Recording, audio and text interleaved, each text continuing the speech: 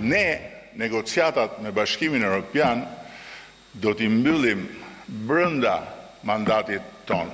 Dhe nuk ka mërgat qyqesh në Berlin që na ndalë ne në këtë proces. Nuk ka mërgat qyqesh në Bruxelles që ndalë Shqipërinë në këtë proces.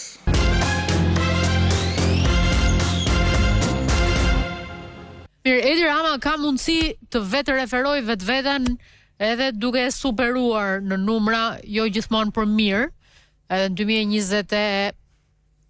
2025-6 ka thonë brenda 2027-ës Berti do të kemi brenda mandatit, jo brenda 2029-ës, por brenda 2027-ës do kemi këto arritje, por si të duket ty marrëdhënia e tij me ndërkombëtarët aktualisht, pompimi i disa vizitave në kryeministri NATO-n, a është në vërtet mistike dhe me vlerë, edhe një stili prej Trumpi, nga Ivanka tek ambasadorja e Greqisë, që amerikane në Greqi, e cila erdhi sërish NATO-n dhe u largua po NATO-n, po e bëjun pak romantike për ta bërë pak politikën atraktive sa e ka humbur këtë sharm Berti, dhe pastaj kalojmë tek Lela i cili do t'japi analizën e vet për sa i përket agjendës. Atëherë, Rama ka premtuar që brenda vitit 2027 do mbyllen kapitujt e negociatave me Bashkimin Evropian dhe brenda 2030-s ne do antarësohemi në Bashkimin Evropian. Ky ishte premtimi. Në ndajnë 6-7 muaj nga mbyllja e 2027-s konkretisht.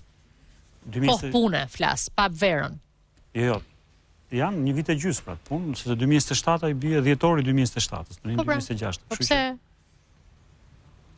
Ko pune kaq ka administrata. Po ideja kjo është pra, domethënë dhe antarësimin e Shqipërisë në pra këtë na ka premtuar, këtu e kemi pasur në studio, kemi shprehur ato rezervat tona mbi këto afate.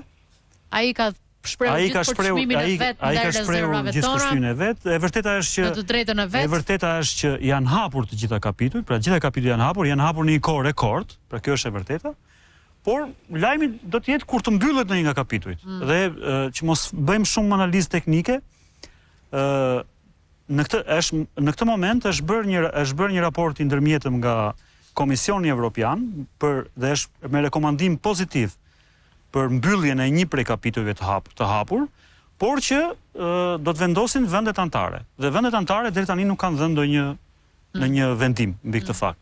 Pra, do të thotë që kur ne jemi në mes të 2026-s dhe kur është premtuar mbyllja e të gjithë kapitujve që janë 32 brenda 2027-s, ne nuk kemi mbyllur ende një kapitull, pra që jemi në mes të 2026-s. Se thash 6-7 muaj kohë, sepse e njoh këtë proces, deri diku, është proces që ndryshon gjithmonë, por do hym vit elektoral, nga e shkurti i 2027-s deri në maj të 2027-s të gjithë do merren me zgjedhjet lokale, është e pamundur që administrata të ketë këtë fokus. Pastaj kemi 2 vera në mes. Po kjo varet më shumë nga Komisioni Evropian dhe nga negociatat që bëhen aty. Dhe jo çfarë ndodh këtu. Nuk varet nga çfarë ndodh këtu. Gjithsesi logjika është Gritat që na mbaroi se nuk e thash mendimin tim. Pra, më pyete për marrëdhëniet e Ramës me ndërkombëtarët. Pra, duket shumë e vështirë që Shqipëria në këto kushte, pra duke përfshirë dhe debatet që kanë pasur me SPAK-un, votimi i fundit etj, që Shqipëria të mbyll brenda 2027-s kapitujt dhe më tej pastaj të avancojë me 2030-ën për vetëm kush e di në një vendim super gjeopolitik që mund ta bëjë këtë gjë. Po nga pikpamja e meritës jemi goxha larg. Këtu pastaj pjesa e raportit personal që Rama ka me ndërkombëtarët, këtu është një pikë e tij, unë mendoj që është një pikë që e favorizon Rama në këtë pikë, sepse po të kemi parasysh edhe raportet edhe marrëdhëniet me Trumpin, me administratën Trump, ishin shumë të acaruara. Themi deri në janar të këtij viti. Por me sa duket janë zhbllokuar edhe ka një tjetër klim marrëdhëniesh. Është e vërtetë që në këtë moment me Gjermaninë ka një, edhe ai e përmend vetë, mërgata e qyqeve tjera, histori të tjera, dhe mesazhet që vinë kryesisht nga Gjermania, por është diçka që Rama ka treguar në pushtet që i ka tejkaluar këtë lloj, pra me kontaktet e veta, me lobimet e veta, i ka tejkaluar këto lloj momentesh. Pa shohim këtë herë se çfarë do ndodh.